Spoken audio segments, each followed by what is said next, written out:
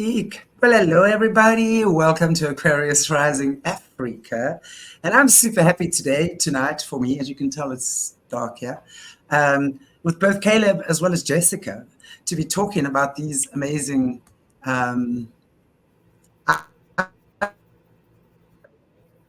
just call them, I can't imagine anything else. But hey, who knows? I mean, I'm loving this because I know, Caleb, you've kind of experienced quite a bit of stuff as well. And Jessica, you doing the hunting side. So I'm very happy to have you both here with me tonight.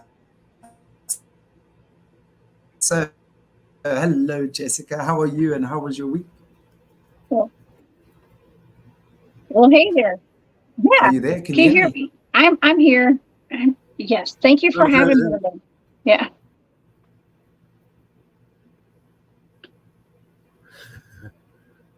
Okay, let's start talking, I guess. So glad to miss the show. Caleb, so good to have you. Okay, go for it. Okay, here we'll just start talking. I think the internet's a little wonky today. Okay, just a little bit. So let's just start talking about some of the interesting things that we've had going on. I actually just got back from a full disclosure now conference down in Florida, here in the United States, where I gave a big presentation on all of my cryptid research and my like the dogman hunting and the Bigfoot research and everything. So that was really cool. But the majority of the people there actually have been at some point part of the secret space programs.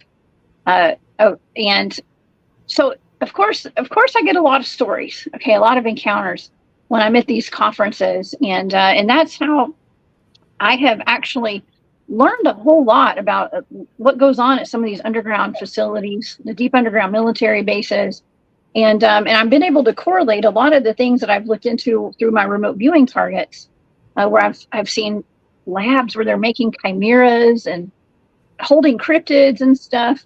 A lot of this gets confirmed with some of the stories and some of the encounters that those people have and have talked to me about. So that's always a really good time, getting to go in person to meet people who have some of the similar experiences that I've had, or can confirm some of the stuff that I've actually looked into in the past. So that was a really good time. And I'm really excited to be here with Caleb today too, so we can discuss some of these weird cryptids and some of his experiences. Most of my experience has been terrestrial, but I'm here to talk about just about anything. Oh, very cool. Well, something that I just talked about this past week, I was given one of these blind remote viewing targets, and it involved a cryptid, or they called it an anomalous species containment facility. And there's a lot of fictional stories going around about cryptids being kept in these like secret facilities that are heavily guarded, and they're all in cages, and you have to be careful not to get too close because they'll hypnotize you and stuff and get you to open up their containers and let them all out. And a research friend of mine had given me one of these, a suspected one, that's actually real, not a fictional one, but a real one, as a remote viewing target. And I got some really interesting data out of this. And we did a show on this last week. I went to this target and I started making contact with a feline extraterrestrial. Okay, and I have to say, can't say that these things don't exist, like these containment facilities. I think that this is a thing. Now, I don't know, Caleb, if you've had any kind of experience with that, or if you've even heard of these. Well, I'd love to get your opinion on that. Well, it's a long and involved background, and we don't have 10 hours to go over it all. But definitely a lot of things to do with the underground, or the underworld, as I call it. Not just dumbs, but there's an entire network that's worldwide of these tunnels. Chantelle can give the correct spelling of what I'm going to say, but I always spell it phonetically. It's called the Shinkana. I'm not going to say the tribe of the language that's spoken, but they're found in Peru. And sounding scatterbrained here. I've been all over the place in terms of hunting these cryptids, if you want to call them that. I don't call them cryptids. They have names, species names. So I kind of like to start in the South Pacific if I can. Yeah. Since you're a Sasquatch hunter. Yes, I am. Lots of stories going back to World War II, which is why my involvement into the Solomon Islands started because of my military branch. I was a Marine, still am a Marine, but not active duty. Anyway, there's stories of giants of different types that were there. And that's why I was in the Solomon Islands. There's 1,000 islands in the Solomon Islands. And we were on Bougainville, we were on Guadalcanal, and there's 2 others we went to, looking for evidence of these giants. Not only did we find evidence, we actually found the giants themselves. We chased them, so. And that's not the first contact I'd had with them. That was in about 2005, I think it was. But first contact was in Afghanistan in the Hindu Kush in 2002, between 2002 and 2004. Different species of giants, but still giants. The ones in Solomons are hairy. Some have white hair, some have red hair. They're about 12 to 14 feet tall. And they're known as the Mu, M-U. What we learned is they come from a place that used to be called Mu. It was an ancient continent, sunken, or Lemuria. So let you chew on that one for a minute. Yeah, Caleb, can I ask you a question real quick? Because Sure. I've always wondered, I've really researched into the Solomon Island giants. Some people say that they were more Sasquatch-like, and other people say they were giant humans. But you said they have more hair on them, so that answers my question right there. They seem to be more of a hairy human almost, but gigantic, right? Like wild men. Right. Okay. Well, this ties into something else. There's 2 different classes of giants. They're the really big, dumb ones, I'll say. They're stupid. They're more like animals. And I'm not saying animals are stupid, believe me, but I'm just saying they're not very intelligent. Then there's the intelligent kind. Think of Confucius. Confucius was an intelligent giant. He was 10 foot tall. Not as big, but he was a super bright individual. So we could spend the entire show just talking about these guys. But Yeah, I talk about giants a lot, and I recently did a show on the Cyclops. Okay, because you're seeing a lot of giants all over the world right now. People are getting videos of giants on mountainsides and on mountaintops, and some of those people who are releasing these videos are going missing. Okay, and they're being followed and stuff. And my question is, do we have giants that have been here all along and they're just kind of showing themselves now? What's the purpose? You know, is there an awakening of the giants right now? I wouldn't say an awakening, but they are coming to the surface a lot more. That's where some of them survived the Great Flood. And like I said, there's different species of these giants. They're all dangerous. They all have an agenda. They all don't like humans. They're human hybrids, actually. So, from what I've researched and I understand, they will eat humans too. Yes. Now I'm going to tie something else in, and the Shinkana is really important to this because of that network. A lot of these 411 people that go missing, some of them resurface after a time. They either let go or they escape. And they call them the Forsaken. They call themselves the Forsaken. And they're all taught an ancient language that we've known about in the arcane for a long time, but scientific and mainstream don't know it. It's called Logath. It's like the original Hebrew. So we were able to communicate with these people And they kind of told us more of the giants than what we were able to find out ourselves. Now, Caleb, you're a Marine, and I was tasked with a remote viewing target a while back of the Giant of Kandahar, and that was a blind target. And in my data, I was getting all sorts of weird stuff, but I was getting the cloning and samples. Like it was almost like they were taking a sample of one of those giants or some of those giants for cloning purposes, and there was some kind of off-world data as well. I don't know if it's appropriate to ask you this, but is there a chance that our militaries and our governments are taking samples of these giants and cloning them? That leads into the next cryptid I could talk about. Somebody asked if I had ever talked about dragons.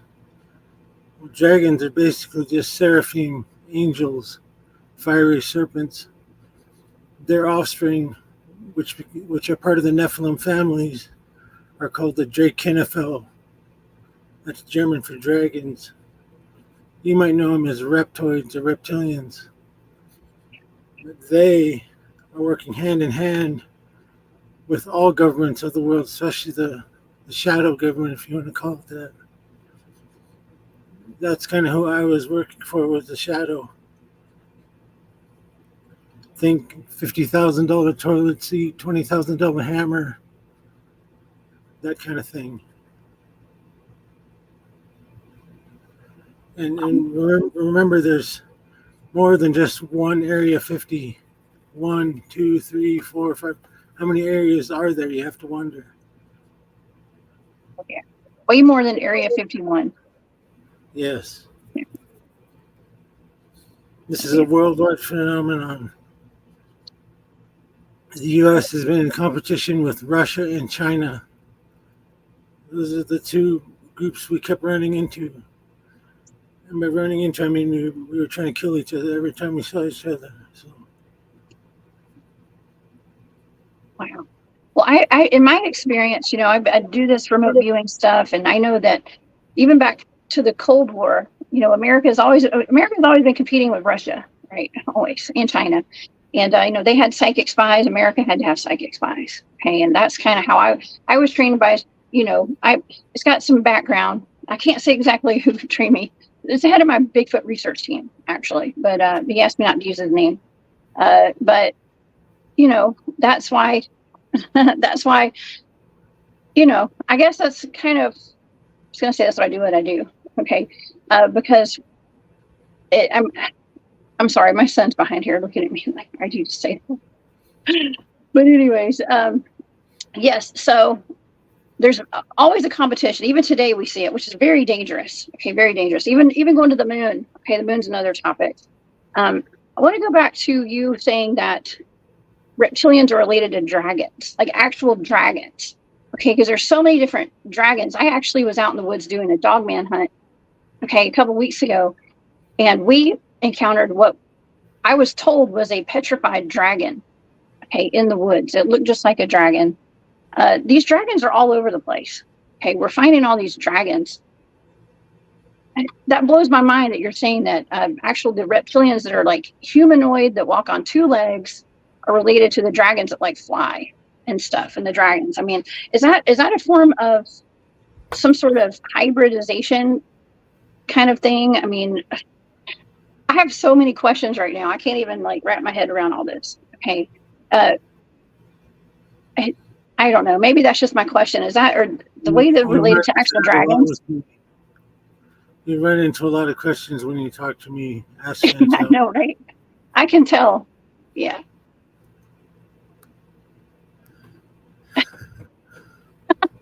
I have so many questions in my head right now.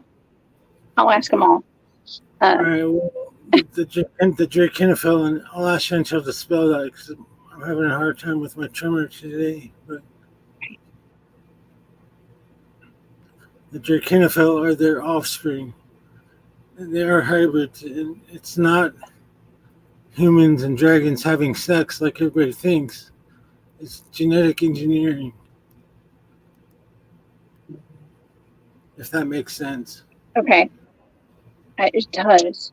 It does. Yeah, well, the people that I've worked with that have been part of the secret space program who have had contact with reptilians, it's usually not a very pleasant experience at all. And they've told me stories of the reptilians actually eating humans, let's just say little humans. And it's not, and there were times where they were threatened that they would be fed to these reptilians if they didn't comply with whatever they were supposed to be doing. And it's just not a pleasant experience. And, you know, in my research, you know, I've talked to people who have actually seen reptilians in real life right here in the 3-dimensional, okay, like right here in their backyards and stuff. So they're actually on the surface. Like they're not just living in these tunnels and the cave systems. They may be living down there, but they're coming up to feed, or for whatever reason, they're being seen. Well, think of a nautilus and how it can change its colors. These things can change their skin, like and appear like anything to you. And I also think it has a lot to do with some magic they use in your brain.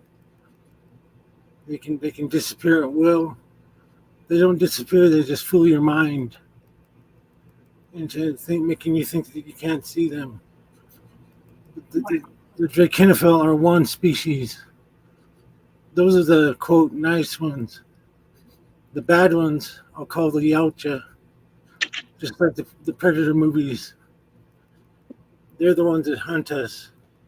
They actively hunt us. Yeah. I've actually, I personally have seen things in the woods that look like the predator. It's almost like, I just call it a disturbance in the atmosphere. That's the only way I can describe it. And I've always wondered, I didn't know if it was like a cloaking type of a thing. And I can't say it was reptilian. It could have been Sasquatch, could have been anything. But it's almost like a disturbance in the atmosphere. It looks like when the predator goes clear, okay, or goes invisible. I've seen something like that before. And that is it could be very, very dangerous. Another thing I've been told is that we don't have the rods and the cones in our eyes to be able to see them sometimes, and they just change their vibration or something. So I don't know if that has any kind of validity to this as well. Like if you know anything about that, or if that's even right. Well, there's a technology in electromagnetics that has to do with spinning mercury. It's what creates gravity drives, and it also bends light. So they're able to bend the light around them. That's why you think it's called, or why you think it's clear. It's not clear. They're just bending light. That makes so much sense. Okay, that makes a lot of sense. Yeah, I see, because we're thinking in terms of like myself, I'm thinking in terms of like just human terms, okay, like what I know. And the technology and the things that they're capable of is way beyond some of the things that I know. Okay, and so it's wonderful hearing this from you. It could explain a lot. Right. Well, it's such a vast topic. I mean, you'd have to do 10 shows a week just to scratch most of it. But. Well, I'm down. I need to do 10 shows a week then, because I'm trying to figure this stuff out. But you've had a lot of experience. I have to operate in the confines of what I can say, because some of it can put me in prison for a long time, and not ready for that yet. No, you're not going to prison. We're not going to let that happen. Okay. But wow. Yeah. So we have, there's some very, excuse me, there's some very famous reptilian stories that have come out across, especially in South Carolina. I'm not exactly sure where you're located. Okay. But in South Carolina, we have the lizard man of Scapewar Swamp. And that's one of the best known lizard man stories. It's been around since at least I think it was the 1990s or the 1980s. I mean, the whole town has a lizard man festival down there annually. And I believe that was some sort of, it had to have been a reptilian, okay, that came up from underground or from the caves. And it did try to attack a teenager. Okay. And he got out, excuse me, he got out. And jumped in his car and escaped from it. Okay, but I don't think a lot of people are that lucky. And you did mention people that are going missing with the Missing 411 series by David Paulides. This is one of my missions here. Okay, as far as me doing these shows, I do a lot of research in the national parks, and I take my kid out there sometimes with me. And it's not, people are going missing by the droves in these parks, and it's all being covered up. I do believe that a lot of these people are being kidnapped or walking into portals. They're being taken underground. And I think the reptilian aspect has a lot to do with that. Right. Most of the contact that people have or they see are the Drakenafel. The Yautja, you don't need to survive that encounter unless you're able to kill it first. They can die. All of them can die. So. Was it Phil Schneider that was talking about the army, the military fighting reptilians underground, and I think he lost his hand during one of those fights, I think. Right. So we're battling the reptilians. Okay. Yes. Okay.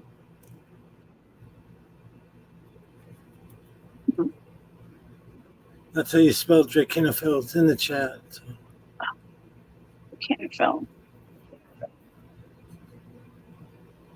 So yeah, there's been an ongoing conflict with them ever since at least the 30s, maybe before then even.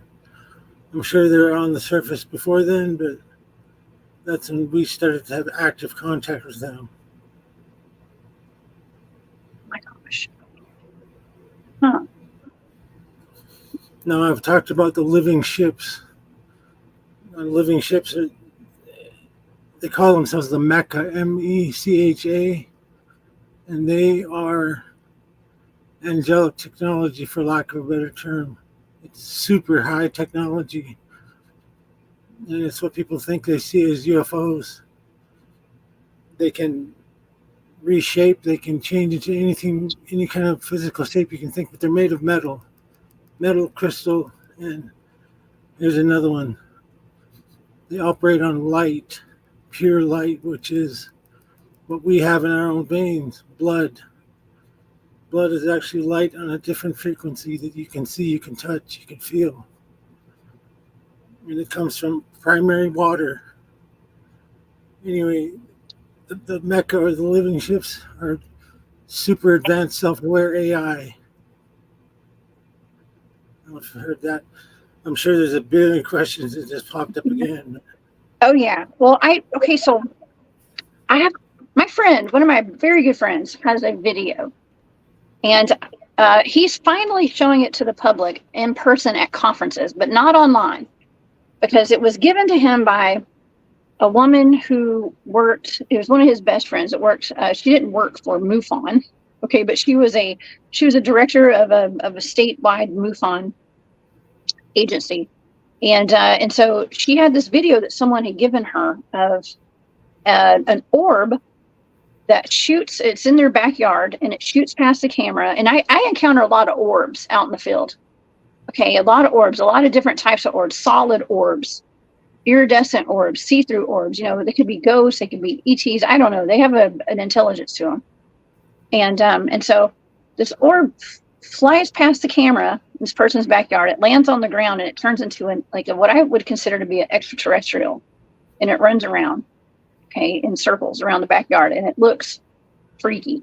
Okay, it's something they don't move and I've had up close and personal encounters with extraterrestrials, what I consider to be extraterrestrials, and then it turns back into an orb, and it shoots past the camera again. Okay, so I mean, some of this technology that we're encountering out, because I've encountered a lot of UFOs out in the field and at home, okay, but mostly out in the field when we're doing Bigfoot research. And a lot of what looks like technology, it seems to be actual organisms and stuff too. So it's all alive. Okay, it's like living technology, which is a being too. I know that sounds weird, but that's kind of what we're experiencing. You're dealing or seeing the Mecha or parts of the Mecha. The big Mecha that we went to look for, we were looking for specific items namely masks, that are related to the coming world government. Why we had to go looking for them, I couldn't rightly say, because I can only give you my experience and what we were tasked to do with the organization I worked for, other government agency, alphabet soup, whatever you want to say about that. I'm not going to talk much about it, but the point of the living ships is to say they can't travel through space like you think they can. They have to have machines to do that, just like we do, even the big dragons. So they can fly through the air, but they can't fly through space. They have to have an environment to survive in, even if it's different than ours. So. Oh, okay. This is something I just thought to ask you this. Okay. The more research that I'm doing, the more it looks like these extraterrestrials that we're encountering, people are seeing, and they're not coming from outer space. I think they're coming from inside the Earth, or maybe they're interdimensional. What do you think about that? That takes us back to the Shinkana. You've heard of Hollow Earth. I'm not going to say the Earth is hollow, but there's definitely large caverns, because this planet used to be a lot bigger before the flood. When the flood occurred, it collapsed on itself, and that's why you get sunken continents. That's where the oceans come from. They come from under the surface. And from those voids that the ocean waters left behind, that's where they've decided to set up camp, for lack of a better term. Oh, okay. Interesting. We're kind of getting all over figured. Yeah. Go back to orbs. In the Solomons, we used to see a lot of orbs, and the locals call them dragon snakes. And if you know anything about dimensionality, there's at least 11 dimensions around us that we don't see. So they're able to jump into these mecha and fly around, and it's MECHA, if you want the spelling of that. That's what they call themselves. Anyway, yeah. A huge amount of information involved with all that stuff. I talk about the cube I was given. If you heard about cubicle magic, but I might. Think of the flower of life. Okay. The flower of life as it relates to dimensions. I have something to tell you, Caleb. So my team, one of my research team, I'm on 3 or 4 different teams now. But one of my teams, we actually have on video a cube that showed up in the middle of an open field that we research, surrounded by trees in the middle of nowhere. And this cube showed up. You could only see it through thermals in FLIR. And it was huge. And we sent some people over to check it out, and their heat signatures disappeared. And they said the environment changed in there. And we call that the portal. Okay, it could have been a spacecraft, could have been anything. We don't know what it was. But they made it out of there. And they backed out when they realized there was something off. And as they came, their heat signatures reappeared. The cube shrunk down, and then it floated off. And so we still don't know exactly what it was, but we call it the portal. That type of the arcane, I've said the name before, and I'll just call it something else for the sake of the conversation. It's called heraldic magic. And it's actually an order in the arcane that you become a priest in. Anyway, you're given this cube when you become the initiate and the master. So you're initiating into something else. It's about the size of a Rubik's Cube, actually. And when you learn how to manipulate this cube, you have to touch it in a certain way, and you have to be very protected in order to even get close to it. But you can go through that cube like a portal. You can use it to travel, you can store things in it, or you can cast people into it. And I've talked about soul magic with Chantelle on the show. You have to look into that. But that's also how you do a soul strip and load crystals. I'm hearing so much more about cubes right now too. There, you know, that David Paulides book. We talked about David Paulides, that Missing 411 series, and the people in the national parks. There's actually a movie that he just put out, a documentary this past year, and it's called Missing 411: The UFO Connection, I think. And this man tells a story about, and this is the first time that I'd heard another person talk about a cube out in the field, like we had seen. And he saw a see-through cube. The next thing he knows, he was out there hunting elk. The next thing he knows, he's inside that daggum cube with 5 elks, okay, and being taken off planet somewhere. The cube just keeps coming up. And so that kind of explains it, like what you're talking about there. It is magic. I've been talking about the Haragic Cube for a year with Chantelle on the show. So, oh yeah, I was a practitioner and a user of such magic for 25, 30 years. So, wow. Now you were using this for the military? Was it part of what you were doing in the military? Yes. Okay.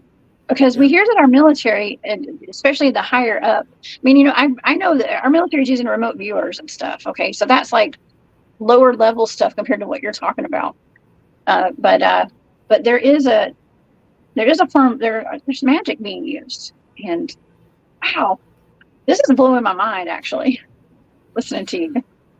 Well, the way I relate to people about what I've seen and done, and what we found the remote control for God's TV, and we're able to reverse engineer that remote control. So we think we're powerful. We found a remote control. It goes somewhere. We don't even know what it's called. We were able to turn it on and use it. Now, if that's just the remote control, imagine what the TV looks like, or the computer, or the car, or a lot of oars. Okay, what do you mean by you could do things with this remote control? You could change reality with this remote control? You could step beyond the veil. Wow. Is there a veil anymore? There's a little bit of a veil, I guess. Yeah, I feel like the veil is, it's. If you could see what's all around you right now, you'd be terrified. Oh my God, that's why I heard about our military using the cyan and dye goggles back during Vietnam. And, everybody's like, I want to get a pair of those. I don't know. Do you want to get a pair? Because I don't think people are ready to see everything that's right in front of us right now. I don't know. I'm ready. But that's what I understand. I'm not going to say it's just something, but I'm going to say it's just high technology from heaven itself. Oh, yeah. There's a series of gates that you go through. And there's 49 of those gates. So imagine how many dimensions we don't know about yet and where you can go. There are 9 realms. Realms are not just one world, there's realms. Were you involved in time travel? In a matter of speaking, yes. So something called the skein. It's more like possibilities. Like if you said no to being a banker yesterday, I could see before.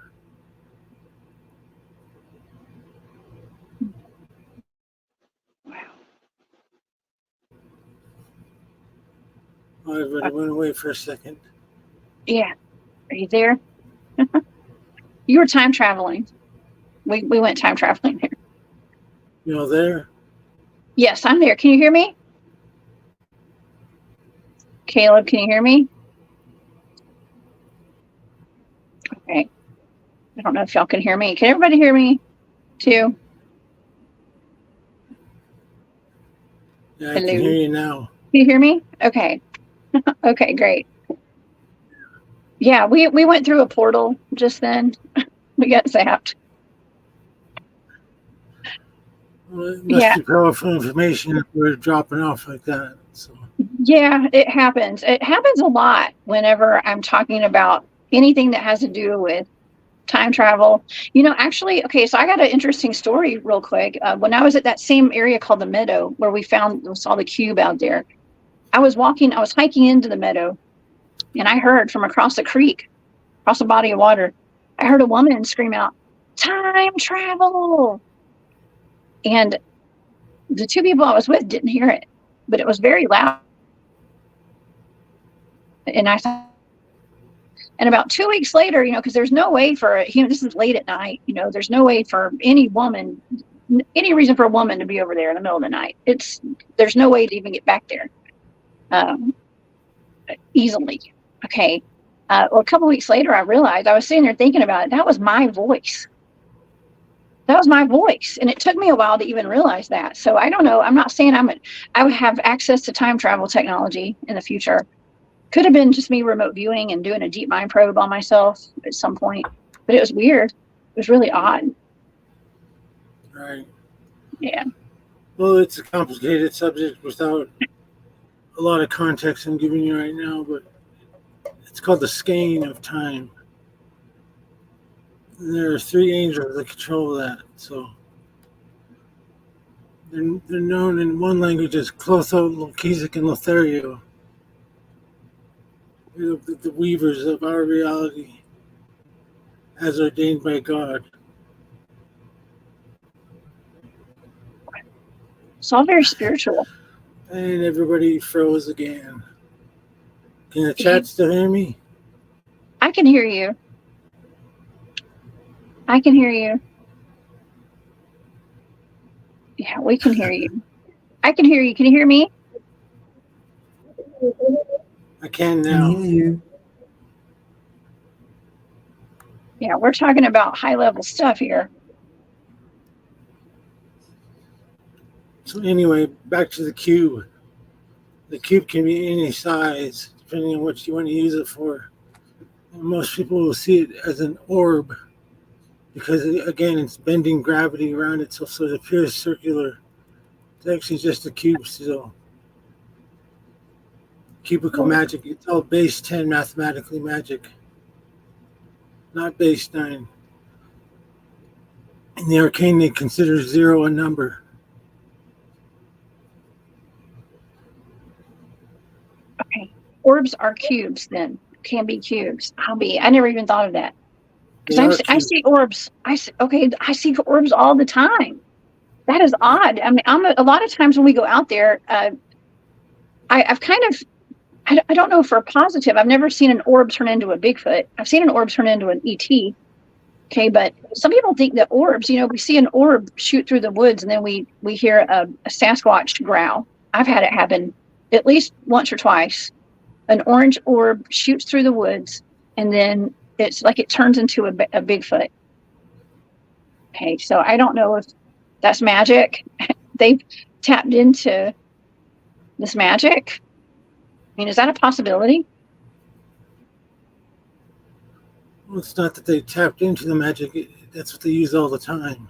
They are the magic. Okay. Half of them, yeah. They're half angels. This is mind blowing. Okay, this is important information.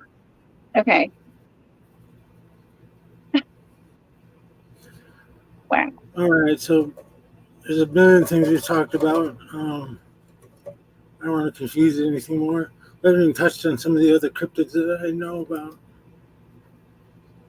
Things like elves, kobolds, whatever. I mean, there's a lot of stuff out there. The mermaids, or the merfolk.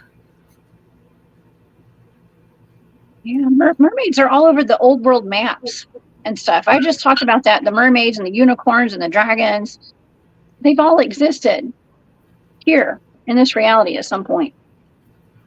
Our system of commerce is based on the merfolk system of commerce. That's why they call it merchandise. That's why we use currency. Wow. So, oceanic terms from the ocean kingdoms. They did not get impacted by the Great Flood like all the other ones did. So that's why all the world systems are based on that. They're the ones that actually control the Drakenfell. Well, that would make sense. So they have a reptilian type of, I mean, like with the Nagas, right? Weren't Nagas like reptilian humanoids with the tails? Nagas are Drakenfell. Mm-hmm. And they're the ones that control the Vimana with sound. They sing and speak, if you want to call it that.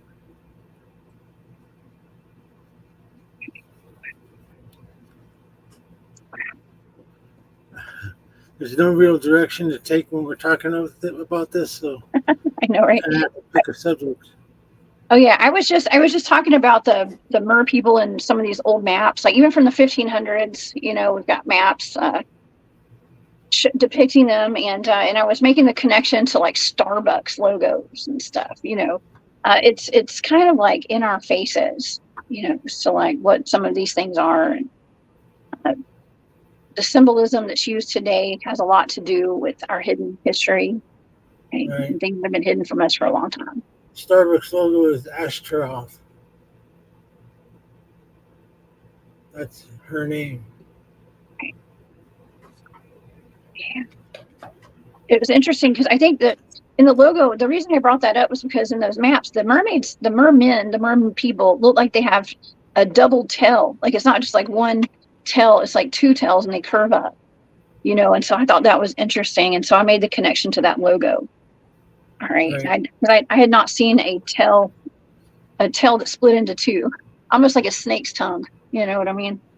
So well, this all goes back to the Mount Hermon event when the Watchers came down and corrupted females, and the females that were corrupted were soul stripped, used for their genetics, and turned into the Sirens, Syrens, who founded the Mer Kingdoms. Wow.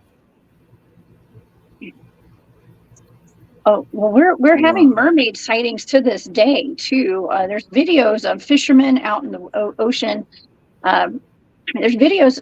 Of course, there's a lot of hoaxes too going on, and with AI, it's hard to tell what's what. But we're getting reports of mer people. And I know the Nomo.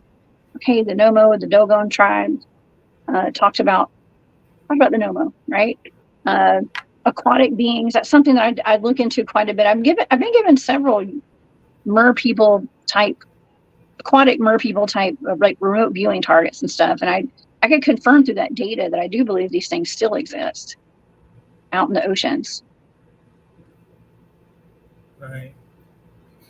I think the reason that they're more visible these days is because their parents, the Archons, have come back. They let them come through those gates that they've opened. So. What kind of gates have been opened? Is this like a portal? Oh yeah, there's 9 known gates with 3 extras beyond that. So there's 13 gates. They go up and they go down. So you have as above, so below. Heaven and what? Not hell, the abyss. Hell itself is in the abyss. So different places altogether. Is that why we're having? Sought for, I was going to ask, is that why we're having so many more cryptid sightings? Oh yeah, they've sought for a long time to open those gates to unleash these things. Mm-hmm. If you put 2 and 2 together, you don't necessarily get 4. Sometimes you get 6 or 9 or 18.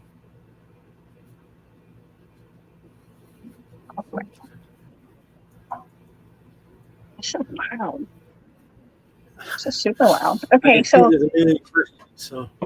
I know I'm like I've got a million things going through my head right now. Do you have all day? Can we just stay on the show all day and talk, please? Okay, well, 2 hours. Chantelle can. I know, right? Okay, so it's not only the mer people are very interesting, and I do like talking about them quite a bit. I mean, What about, can we talk about something different? Are you familiar with like dogmen and werewolves? Because that's something that I talk about a lot. Okay, and I go out in the woods looking for them, and I've been told that there could be some sort of a breeding program here in the United States where they're actually breeding these dogmen. What do you know about that? Goes back to the archons that mated with the sirens and the speciation that they had. They engineered a lot of human animal hybrids, like the Drachinifel. We'll call the dogmen the lycanthropes. Werewolves and dogmen are not the same, but they're of the same bloodline, angelically speaking. Different purposes for each one. Think of the Egyptian god of death. Anubis? Yeah, he's not a god, he's just a hybrid. You have dog, you have lizard, you have cat, you have fish, you have bird. And it's in every mythology you can think of out there. Remember, there were 200 watchers. That's 200 different species made and subspecies. So think about that for a minute. I'm Northern Cheyenne and German, so I get that mythology quite well. I kind of grew up as a pagan Odinist under the cover of Christianity, mainstream Christianity. So I'm well versed in all this stuff. Plus, all my training in the arcane really showed me how to contact or communicate or control these beings. It's all about being the biggest shark in the pool. So, if that makes sense. Oh, yeah. Okay, so today, some people have reported that there are dog-headed men or dogmen or werewolves working in our military. Is there any validity to that?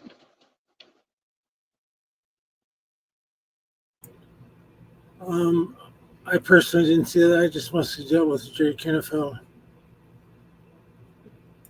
Okay. Interesting. I'll be right back here. Hold on. Okay. Man, this has been fantastic. Oh my gosh. I'm trying to think like what can we talk about next? What can I ask him? Okay. What can we ask him while we're here today? And I see a lot of people that are in my chats. Hey everybody, thank y'all for being here today. I know y'all have got questions too, and we're gonna have to talk to Caleb. Yeah.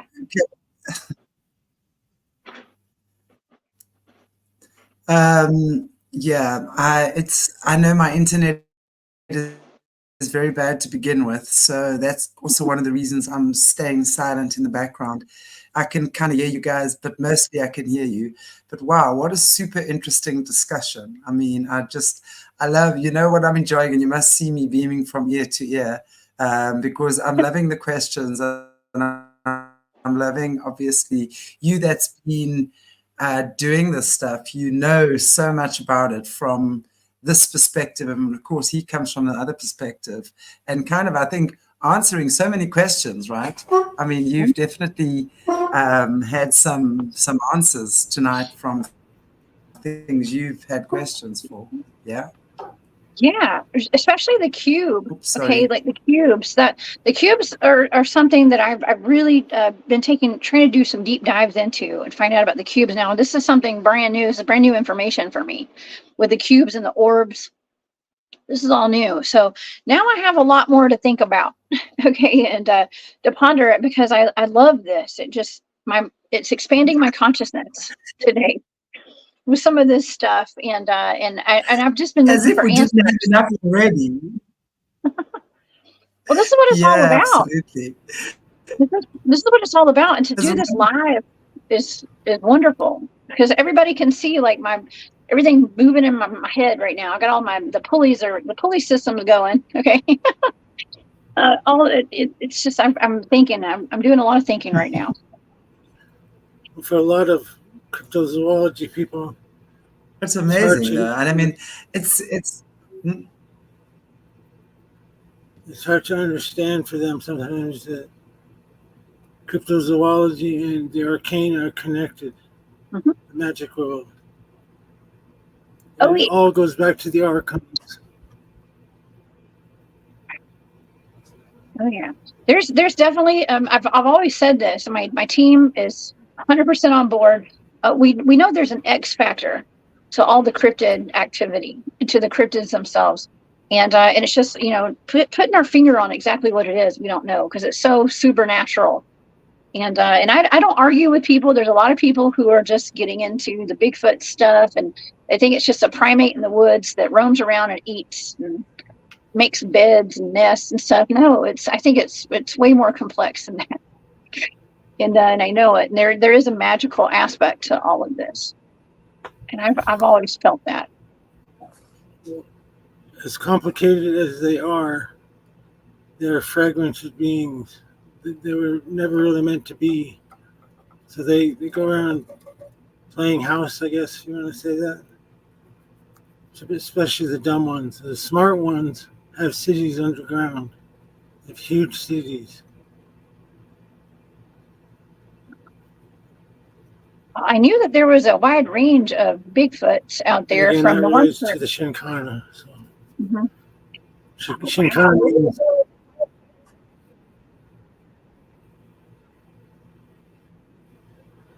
Shinkana means the place where you forget yourself. where you feed yourself. Where you get or where you forget yourself. Sorry. Or forget. Where you forget yourself. That's interesting. forget yourself. Yeah. Okay, so Can you what spell is that, Chantelle, so I don't have to type? Wow.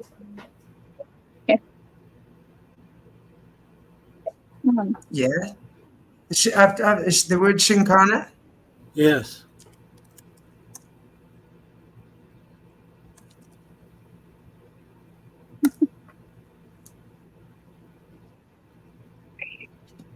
so there's a whole lot going That's on how you say it underground. phonetically. Can you spell it the correct way? Caleb, I have a question, because considering that these, like, let's just say Sasquatch and Bigfoot, they're magical beings. Okay. People are always asking, well, where do they go during the day when they're not being seen? Because they're not seen by humans, like hardly at all. Okay, they are now more than they used to be. But I always say, some people say, well, they're interdimensional. But like, what exactly is interdimensional? What does that mean? Where do they go? I like to say, well, maybe they're just accessing Earth's natural portals. Okay, could that be true? Okay, they're just accessing portals. They are changing if they're magical, they're changing their makeup and just kind of disappearing. They're bending light. Is it all of that? Well, their spirit does not come from God. It comes from the archons. So they're not allowed to go to heaven when they die, and they don't go to hell like people would think they would go. They're kind of stuck here. They're allowed to go to the second heaven, but not into God's realm itself. That's kind of hard to understand if you think about it, but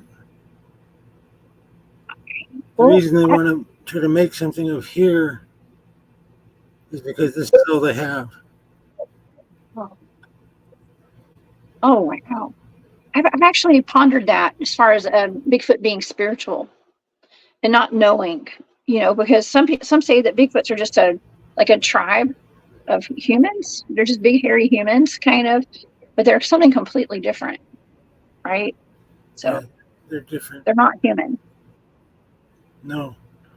The correct term for them would be Nephilim. Oh, there you go. That opens up the can of worms right there. Because people are always asking, are they Nephilim? And I'd say, I don't know. But you say yes. If you're unfortunate enough to have to talk to one, they'll tell you themselves. Wow. Have you talked to They'll one? tell you who their progenitor is. Have you spoken to one? Maybe. Okay. Sounds like no comment. Maybe. Wow. This is blowing my mind He's though. usually got the squeaker for me. Yes. I Squeak. use There's a huge delay going on. So. Yeah, we're having some interference today. We're having some technical interference for this conversation. I can understand why. I think we broke the website. We might have. Now, okay, can I ask you about human and animal hybrids too, as far as being lab made and things like that? It seems like there's been a lot of experimentation that's gone on, Caleb.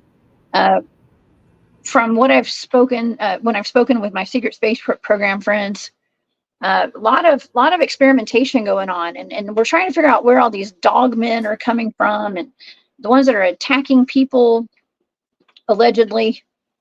Okay, are they some kind of Caleb's government gone. access? Did he disappear? Uh-oh. Okay, He just maybe he'll come back. bailed on us. I just have too many questions. I have too many You questions. know, he's coming back. Caleb is back. I ain't kicked for some reason. It's getting too spicy over here. We're getting too We're not too surprised.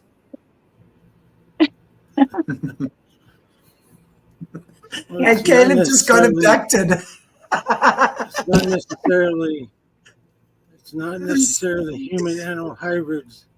It's human animal angel hybrid. That's Human how they animal get their life. angel hybrids. Wow. Yes, Okay. it's a 3-year split.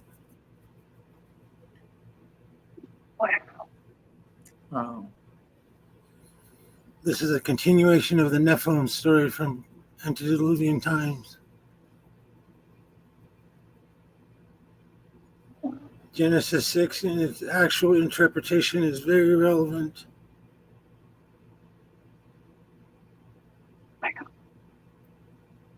I'm going to go do some more In digging the into arcane, Genesis. this is well known. Okay.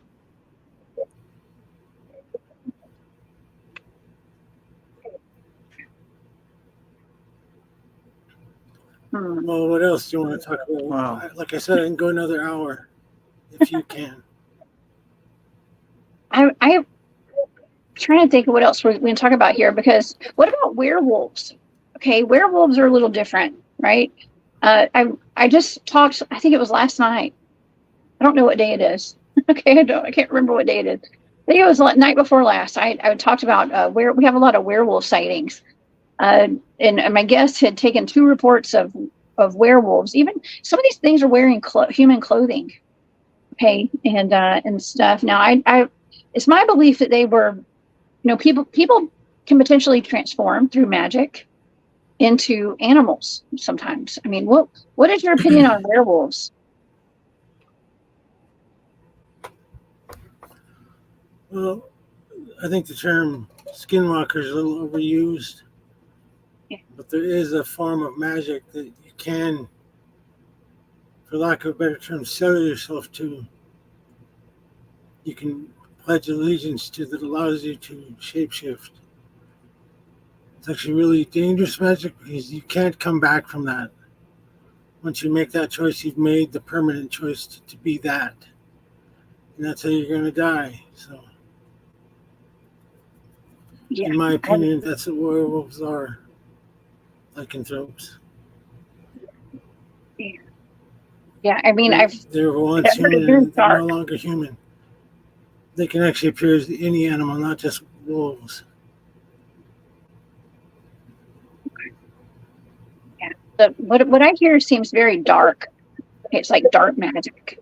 Is that usually how it goes? It's got to be kind of dark. Do bad things to become those. You'll have to look back into the shows of Chantelle to learn about the magics. There are 9 magics. Actually 13 with 3 colors, red, black, and white. Or no, not red, black, white, and gray, actually. So. Okay. Well, yeah, I had a huge delay going on. I'm sorry about that. It's okay. I had a gentleman tell me one time when I was camping with some friends, and we had some Native American elder friends of mine with us, Cherokee actually, down here in the South. And one of the gentlemen told me, he said, I can, you know, because we had something that appeared to be, what he told me was a skinwalker had actually come up behind our camp one night, and he stood up and started yelling at it in this very old ancient dialect of Cherokee. And I don't know if he was trying to scare me, okay, or if it was legit. I think it was legit, okay, but he could have also been trying to scare me. But he told me, I didn't know what a skinwalker was at that time, because this was a long time ago. He said, you know, I can turn you into one of those. I turned him into that, is what he told me. And he said, he was a medicine man. He said, I could turn you into one, but you don't want to. He was like, it's very bad, you know, very bad. And I was like, no, thank you. I'm good. However, this keeps coming up a lot, you know, the skinwalker concept, sightings, reports, and stuff like that. And I actually investigated what is known. I know you're not supposed to say that word too much. That's what people say. Don't say that. So we say S-walker after a while. We don't want to say it too many times. But I went up to Tennessee last year on an investigation of a property where the lady and her husband had just bought a cabin on about 500 acres of land. They didn't live on 500 acres, but it was out there. I mean, they lived out there, but they didn't own the 500 acres. But it was all farmland. And right behind their house was a cave.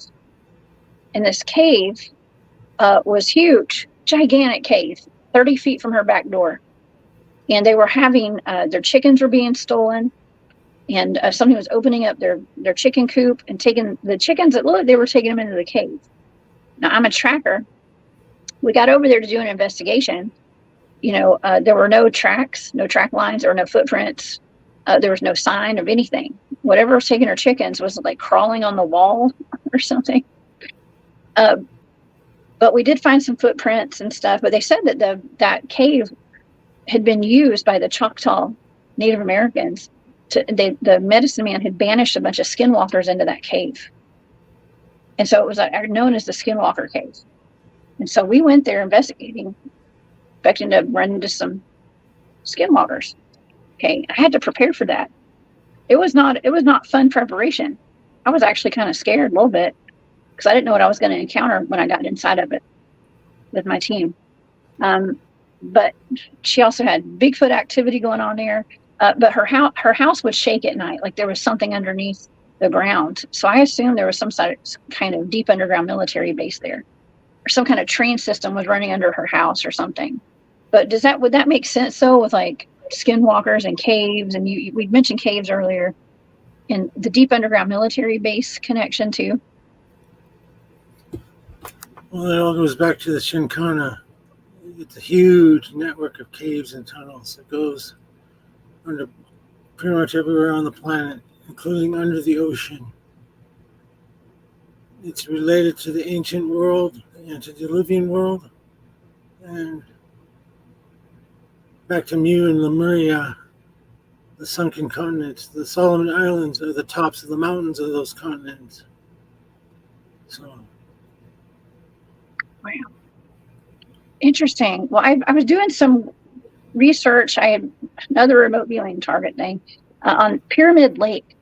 Okay, are you familiar with Pyramid Lake? I think it's out in New Mexico. Pyramid Lake. There's a lot of missing people from that area.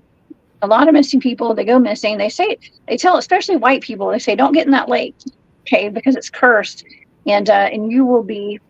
It's like Native American land, okay. And the story goes that there's a mermaid that lives in that lake, a spiteful mermaid, and they're water babies too. And people are drowning. Okay, they drown when they go anywhere. They stick one toe in that water, they can be taken down. And sometimes the bodies end up 60 miles down the road in Lake Tahoe. Okay, like they're being sucked. The people that go missing, like their bodies are being sucked under the water and through some kind of like cavern system. Okay, and they're coming up in Lake Tahoe, and vice versa. Lake Tahoe people go missing, they end up in Lake Pyramid. They find their bodies there. So I would tunnels. So it's tunnels. Yep. Okay. Tunnels and caves. Interesting. Some of the caves I've been in were massive. You're talking kilometers across, and the roof was so high you couldn't see it. It had its own weather and its own light source. It's hard for like normal people to, like myself, to like wrap my head around, but I understand it. I kind of understand it. Okay, and I know it happens. I know it's there. It's like a whole other world beneath our world, beneath what we know here above on surface. I mean, do they have their own sun down there? Exactly right. They have their own light source for sure. Wow. I wouldn't call it a sun, but you can see down there. So it's hauntingly beautiful. It's dangerous as all hell, and lots of creatures down there that don't come up here. We saw massive spiders. The ones that scared me the most are the spiders. Huge, gigantic spiders. I mean, 10 feet around, and they're quiet as a cat. You can't hear them until they're on you. So. Well, okay. Well, that leads me to ask you about Antarctica, because we hear about giant spiders in Antarctica. I mean, I believe there's a lot of places all over the world where there are openings to inner Earth. Okay, and I think that a lot of these cryptid stories, and a lot of stories like, let's just say, the Dyatlov Pass incident, for instance. Okay, back in the 1950s, 9 Russian hikers went missing. They were later found. They were all deceased, and okay, it's another remote viewing target, okay, that I did, that somebody gave me, and I was seeing that I think that they got too close to an entrance to inner Earth. And I think that they were comprehended, I think that's how you say it, by the Russian military and extraterrestrials, or some sort of like extraterrestrial technology they were using. I don't know. Because I think they got too close to an entrance to inner Earth. And I stick by that. And I think that there's I think these entrances are heavily guarded.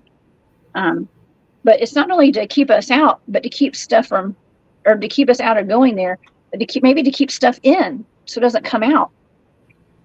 Am I right? Or am I anywhere close to being right? You're correct. Okay. Cool. Yeah.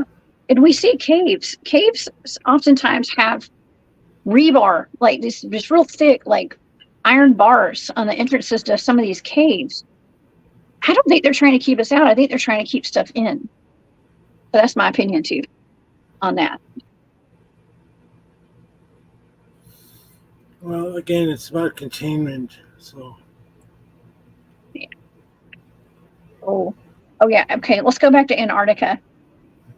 Let's go back to Antarctica real quick. What's going on in Antarctica? Have you ever heard of Cthulhu? Yes. H.P. Lovecraft Cthulhu? Mm-hmm. That's not just a story. That's something that they let loose through a portal in Antarctica. The Germans did back in the 1930s.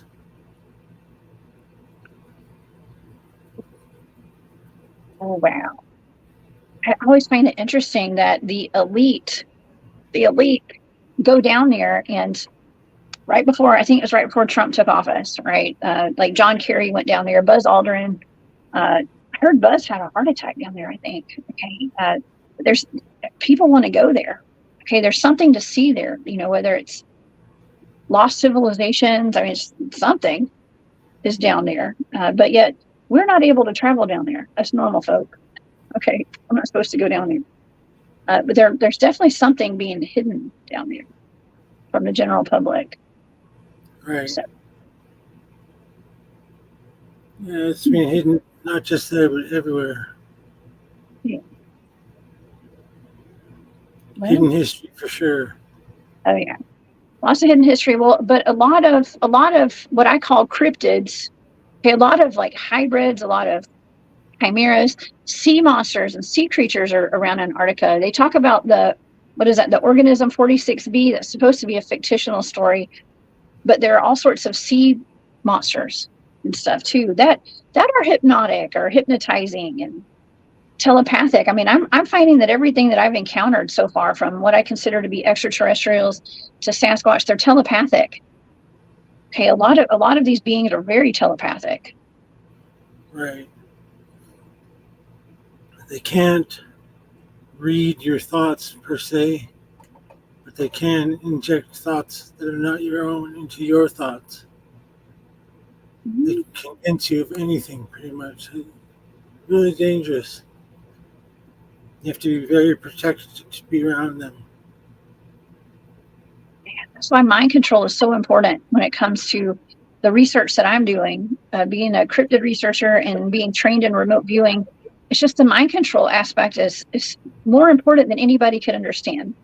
Okay, and that's an everyday life, because we're living in such a weird environment right now. But it's strange, a very dangerous time. And situational awareness is everything. Okay, and being able to control your mind under bad circumstances, including with chimeras and angels and Nephilim, whatever we got going on out there, right?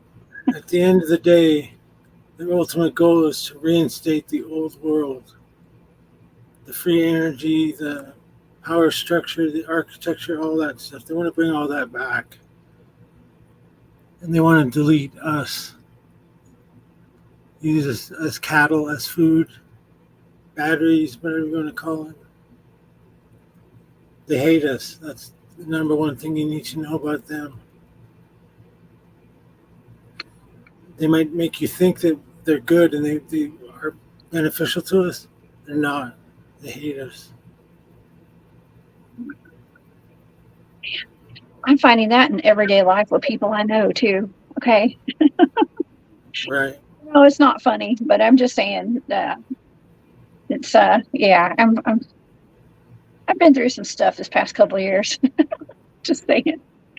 I've been through a decade of stuff. Oh yeah. So I'm ready. I'm ready for it. I can tell when people are not telling the truth. Sometimes I got that mind control going on over here. So, but still, this is huge. I mean, everything that you've talked about today has just really blown my mind, Caleb. Like, thank you for even talking with me today about some of this. It really does confirm a lot of what I've experienced and what I thought and what I assumed with a lot of this stuff, but I haven't been able to confirm. Okay, so I hope we can do this again too. I hope I can come talk to you again. So well, it comes down to what all mages were looking for, the philosopher's stone, so to speak. And it wasn't to make gold. It was to create primary water, which is the water of life. The reason they needed gold is because it's a catalyst to use that water correctly. Correctly used, you could live forever if you're able to create that or tap into that. Primary water comes from the Garden of Eden. Okay, we're having a lot of Sasquatch sightings and experiences near gold mines. And I've always said there's a connection to gold mines, gold and Sasquatch, who you say are the Nephilim. Okay, could that be why they're guarding the gold mines? They're not just guarding it; they're using the gold mines. They're the miners. I want to call it that. Okay, well, there we go. There's another answer. Okay. That would make sense. There's so many sightings of Sasquatch, Bigfoots up in Alaska, the gold mines up in Washington. Most of the stories we hear from the 1800s and 1920s, a lot of gold prospectors were encountering Sasquatch. Some were being kidnapped by them and taken into their caves and stuff. So just a lot of up to present day in Alaska. I have a friend up in Alaska named Fred in Alaska, and he talks about the Sasquatch being all around those gold mines, okay, and other mines too, but it's mostly gold. So that makes sense. Right. All minerals, but gold is the catalyst. And the reason they abduct so many people is because human blood is far more pure than theirs. It's 100%. It's not 50. And they can use it to distill a form of primary water. They use gold to do that. That's what soul magic is all about, actually. You've heard of med beds, I'm sure. Yeah, I just saw one this week. Yeah, we had one at that conference that I was at last week in Florida. There was a med bed. It's actually known as a soul engine. And it rejuvenates you. That's what that's about. So, okay. Not good to use. Oh, man. Okay, well, this opens up another can of worms because I'm with a lot of these cryptid attacks that I've been assigned as like remote viewing targets. Blood is always a factor. Okay, blood comes up every single time in these attacks, and I don't want to say the word, but it starts with an A, and it's adrenalized blood kind of stuff that comes up a lot too. And it seems as though these beings that are attacking these people are going for the blood. Okay, they want the blood. And so that what you're saying confirms a lot of what I've been looking into, and it explains why the blood keeps coming up. Well, the blood with the A in it actually contains something called GABA, or GABA. It's a growth hormone, human growth hormone. And it's what causes you to grow from a zygote into a full-grown human being. It's found a lot more in younglings than adults, but it's actually found in all of us. They can synthesize GABA, but in its natural form, the gold is used to catalyze that blood into primary water or liquid light. Blood is liquid light in an impure form. When they distill it down to liquid light, it becomes far more clear, has more clarity to it. So, actual primary water is crystal clear. Wow. Well, I was a master alchemist, amongst other things. That was one of the things I was looking for the most, actually. Wow. Okay, well that explains a lot. So, is that why so many people are going missing? I mean, I do believe that they're being taken and used for the blood. Okay, the blood. Yeah, that's where most of these people are going missing. Out of our national parks, there's no coincidence that all of the maps line up, from the Bigfoot sightings map to the UFO sighting map to the national parks to the cave system maps to the deep underground military bases. They're all connected. Correct. So think about blood again, and the terminology they use. What do they break it down into? If you know. Hemoglobin, plasma. Think of what plasma is. Our sun is made of plasma. Think about that for a minute. So we're orbs sometimes. Wow. Plasma, light. This all boils down to light. Amazing. I talk about redshift a lot because redshift is dying light. It's red. That's why so much of the arcane and the evil is red, because they're losing their light. They're losing their connection to God, the Creator. So they want to take it from us? Yep, that's the whole reason. That's the whole purpose. Yeah. Light versus dark.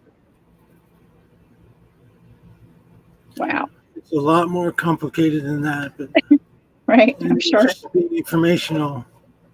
That's what I'll say for now.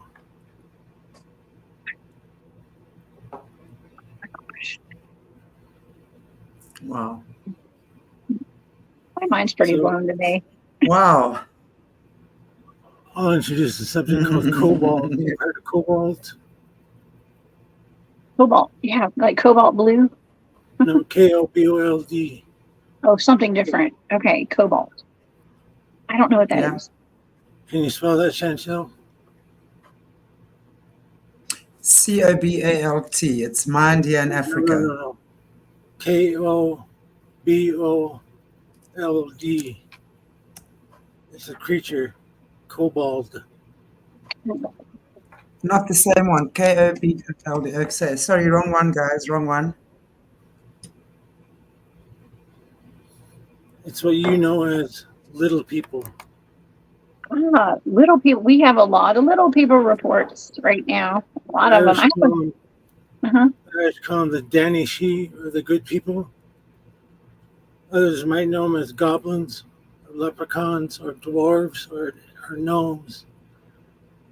Dwarves would be incorrect, just for your information. Okay.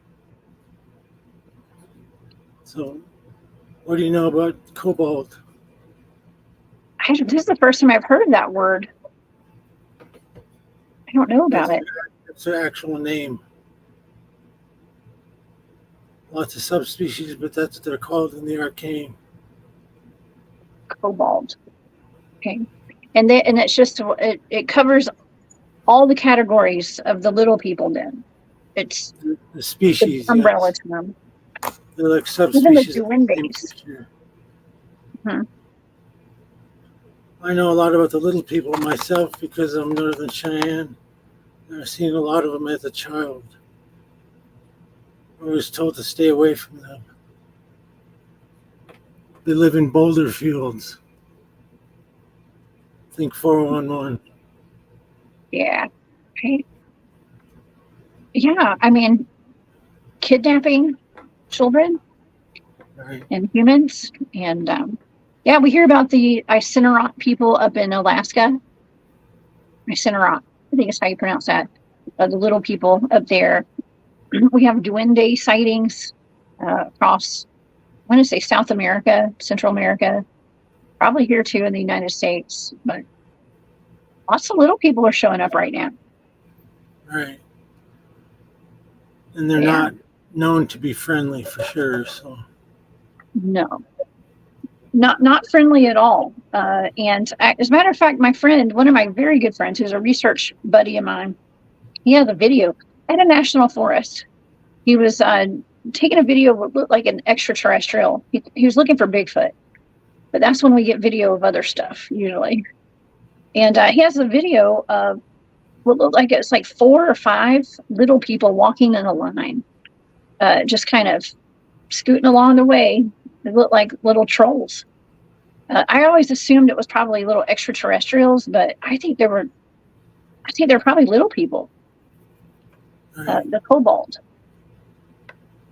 So when the fall happened, some of the kobolds were undecided, or they did not take a side. They're considered elemental creatures. They come from a realm called Alfheim. I put that in the chat. That's where you get elves and dwarves and some of these other creatures. No, dwarves are not fat, jolly little guys with a big nose and a beard. They're dark elves. So, by dark, I mean that you really can't see, like shadow people. That's where you get your shadow people come from. Shadow people are dwarves. Really? Yeah. Wow. I've seen a lot of I've seen shadow people myself. And there's a phenomenon called the Hat Man as well. He's wearing a hat. Looks like a solid black figure that has a hat on. And I have videos and pictures of the Hat Man from other people. So you're saying those could be Alfheim or Alfie. Alfheim Alfheim. or kobold. Okay. They're tricksters. Are they tricksters? Yes, they are. Their original purpose was to control nature and things in nature. That's what they're about. Plant life, mineral deposits, water. So you can see there's a lot of species involved. Yeah. And they also scare people too. They're really good at scaring people. You mentioned the lady in the lake. Mhm. Those aren't children she has. Those are kobold. Oh, the water babies? Yeah, those are kobold. And they grab people and pull them under the water. Right. So don't go swimming in Pyramid Lake. Wow. Do not. I wouldn't go fishing in that lake. In a No. boat. Cobalt babies. Wow. Yeah. They're Well, the not story- babies. They're kobold. Well, the story is there's a long-standing story. The legend goes that the tribe that lived there, they would dispose of babies that had deformities into that lake, and so they would drown the babies in there, and that's what the water babies are today. That's the legend. But You mentioned tricksters. They're just imitating that story, probably. oh yeah, good point. Yeah. So think about names of water and other places that they call things. Uh-huh. Pyramid Lake, Hell's Canyon, Devil's Lake. Think about that. And then reevaluate whether you want to go there or not. I wouldn't want to. No. If you see a canyon called Devil's Canyon, they called it that for a reason. More of a warning to stay away. So Yes. Just like down here in the South, we have Booger Holler. That's usually where Bigfoots live. Okay, so if you don't want to get bugged by a Bigfoot at night, don't live there. All right. Got to pay attention to the names of places. They're not going to lie. There's stuff there. exactly. Yeah. Lakes I and love- caves are connected. Wow. Mhm. Mhm. Yeah, A lot I of love. Are the entrances to the springs of the deep mentioned in the Bible. That's why you see a lot of, quote, UFOs coming out of them. There's a lot of UFOs that come out of lakes that are in national parks, and Correct. that's something that I've always been suspicious that the national parks were put there knowing that there were Bigfoots there. Either the Bigfoots were there before and they just made that into like a sanctuary, or I mean, knowing now that there's like deep underground military bases at a lot of these under these national parks, I always assume that's why the UFOs are coming in and out of the water, because there's some kind of a base there. Well, they're connected to the Shinkana. Right. Yeah. It always goes back to them, doesn't it? The Shikana. Wow. It's not a them, it's a place. Yeah. Wow. I haven't even started talking about that yet on the Chantelle show, so we will probably this week. Yeah, I'll be there to watch. Well, I can certainly see many. Yeah, I can certainly see many interesting conversations occurring between the two of you, for sure. I would love to. Hmm?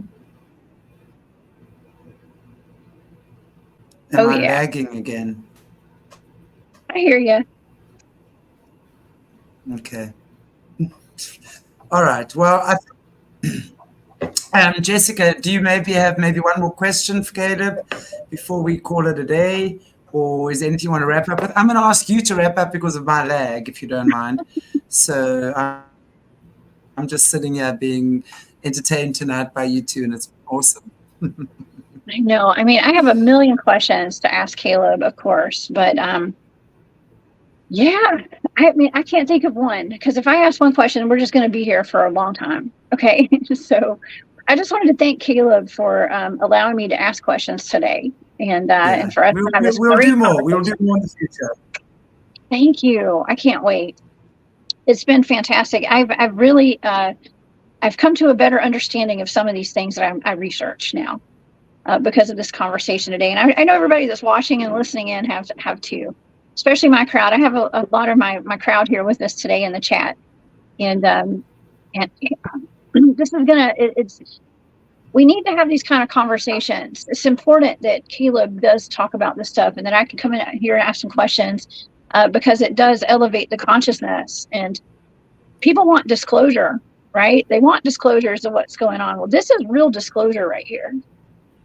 Okay, this is don't wait around for your government and whoever to tell you.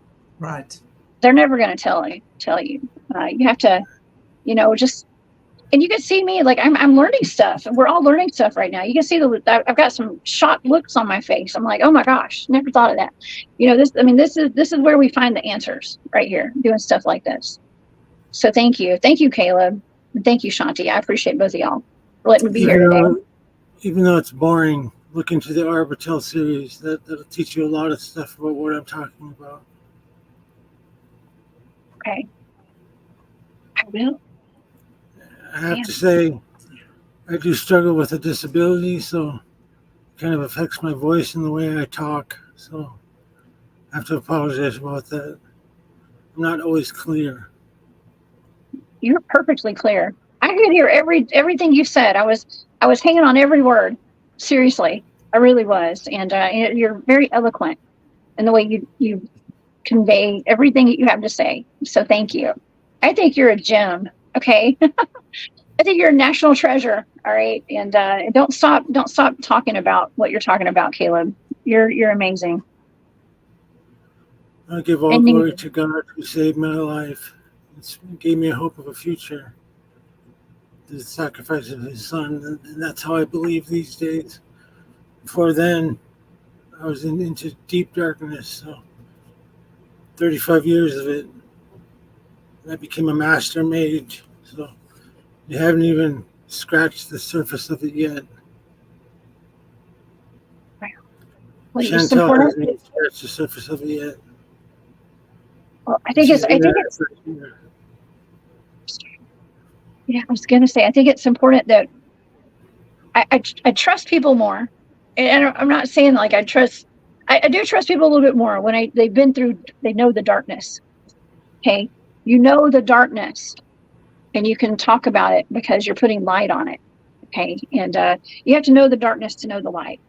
Right. And so it's, it's good to have known that dark, and it's terrible that you had to go through that.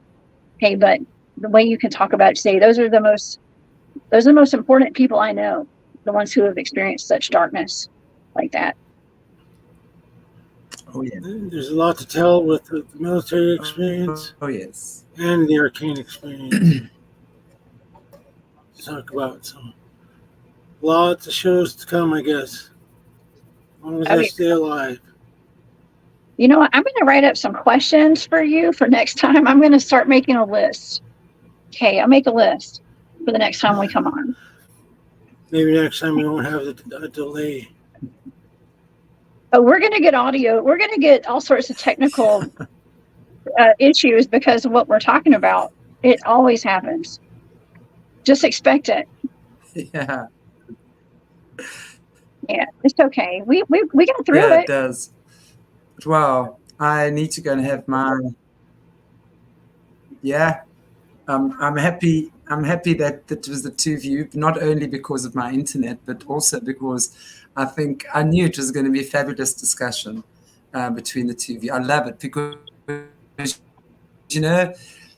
you guys know, it's like from where you come, you have a lot more experience with these things. So you ask different questions to Caleb and stuff like that. So it's really cool. I love it.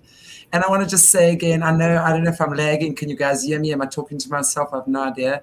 But thank you so much for joining us this evening. I'm definitely having these two little gems. Well, Caleb, Jade, he's a gem.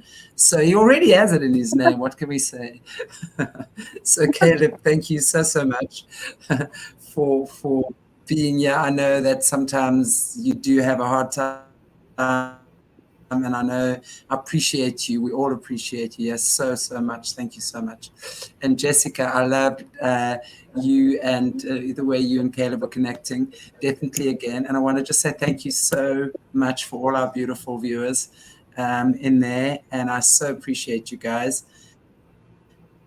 And Caleb, would you like to end for us in prayer, if you don't mind, please? Yes. Heavenly Father, I thank you for today. Thank you for information. Thank you for the courage to talk. I thank you for the blessing of people and networking. And let this information get out there so that people know the hidden truth. That darkness can be exposed to light, and people can come to know that the proper and correct way to approach you is not through this world. It's through the sacrifice of your Son, Jesus. I ask that in Jesus' name. Amen. Amen.